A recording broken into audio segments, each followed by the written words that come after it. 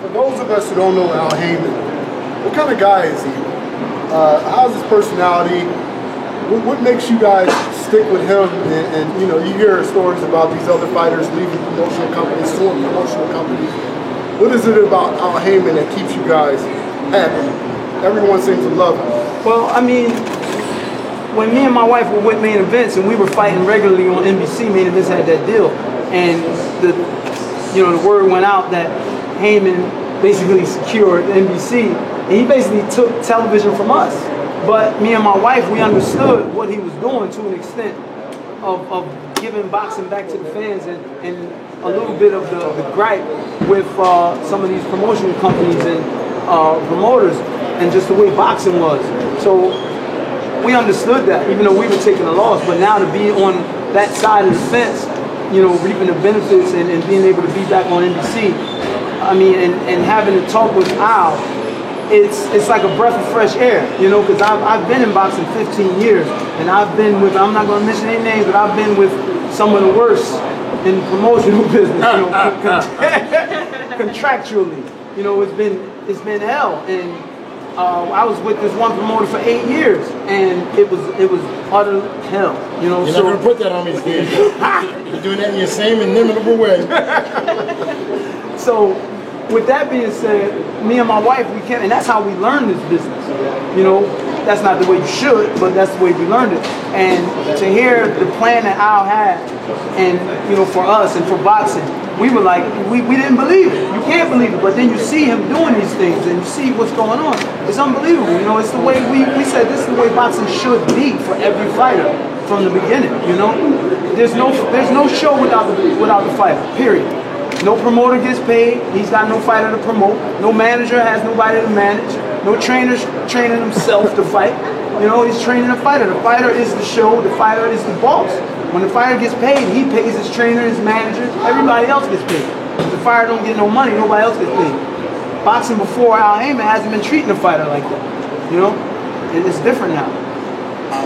Al's a sort of famously mysterious, behind-the-scenes kind of guy. Was dealing with him different than other boxing people you've dealt with? It was like talking to your homie. You know, it was like talking to somebody who understood your position. Even though Al didn't box, I know his brother boxed, and he ran some stories by me and my wife about that situation and how that motivated him to do what he's doing. And I totally understood. You know, I'm just like, wow. You know, so it was just like talking to some dude that I knew already. Listen, I saw one picture of Al. Y'all know how that go. And you know, I thought, what's the guy that comes into the ring? I thought Sam was Al for years, you know. But you know, speaking with him and talking with him gets you. It's like, wow, this dude, he got a head on his shoulders. You know what he's doing. He's doing it for not monetary gain, but he's doing it for like love and respect and to look out for people, you know. My thing about this is when you've been doing something for so long and it hasn't been in other people's eyes, the guys you've been doing it with, the fighter, they haven't been that comfortable or happy, but then somebody else comes along and is doing it way better than you, it's gonna be a problem. You know what I mean? It's gonna be a problem. Like we said, this is the way boxing should have been done from the beginning. You know, I don't know anything about Golden Boy and Top Rank. I don't know how they did business. I never did business with them. But I mean, this is boxing, and boxing's a small community. You hear stories. Everybody talks. You know, training camp is boxing and gossiping.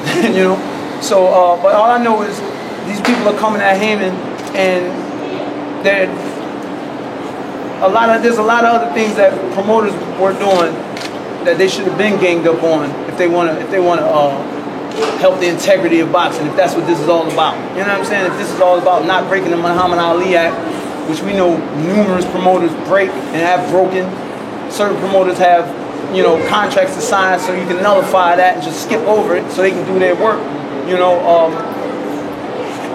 if they want to worry about the integrity of boxing, then they should have there should have been lawsuits against other promoters and other managers and advisors way before this. But like you said, Muhammad Ali Act, that's to help out the fighters, you know what I mean? So how is this with the promoters? Exactly, bro. Exactly. I don't understand that situation. Yeah, I just hope, I believe and know Al's a smart man, and Yeah, we praying for him and praying with him and working with him, you know. So Success breeds enemies. exactly. Success does breed enemies, and that's basically that's the answer to the question.